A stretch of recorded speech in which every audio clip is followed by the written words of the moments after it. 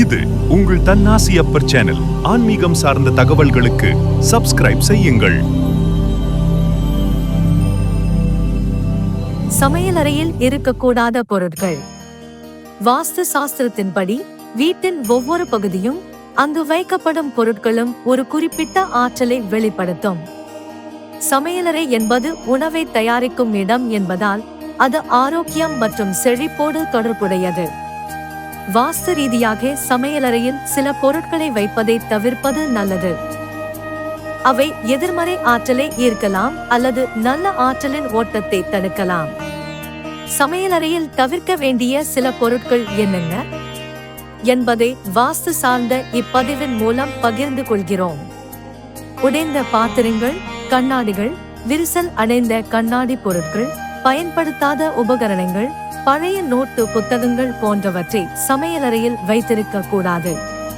இவை எதிர்மறை ஆற்றலை ஈர்த்து வீட்டில் தரித்திரத்தை கொண்டு வரும் என்று வாஸ்து கூறுகிறது.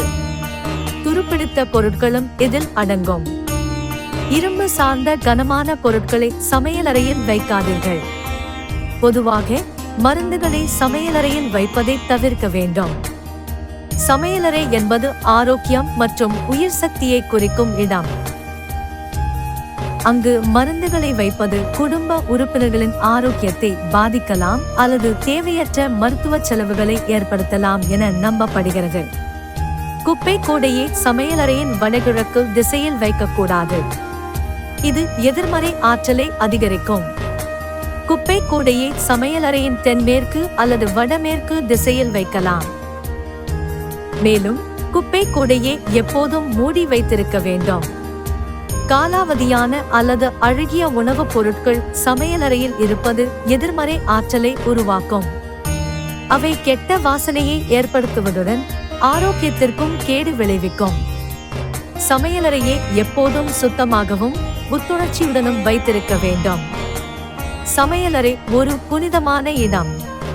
அங்கு பழைய துணிமணிகள், ஷூ, செருப்புகள் அல்லது காலணிகளை வைப்பதை தவிர்க்க வேண்டும். இது அசுத்தமாக கருதப்படுவதுடன் சமையலறையின் புனித தன்மையை குறைக்கும். சமையலறையில் கண்ணாடிகளை வைப்பது பொதுவாக நல்லதல்ல. சமையலறையில் கண்ணாடியை பயன்படுத்தினால் அடுப்பின் பிரதிபலிப்பு கண்ணாடியில் விழாமல் பார்த்து கொள்ள வேண்டும். அடுப்பின் பிரதிபலிப்பு இரட்டிப்பான செலவுகளையும் குடும்பத்தில் சச்சரவுகளையும் ஏற்படுத்தும் என்று வாஸ்து ரீதியாக நம்பப்படுகிறது. பூச்சிக்கொல்லிகள், கடுமையான சுத்தம் செய்யும் ரசாயனங்கள் போன்றவற்றை உணவுப் பொருட்களுக்கு அருகில் அல்லது சமையலறையில் எளிதில் அணுகக்கூடிய இடத்தில் வைக்கக்கூடாது.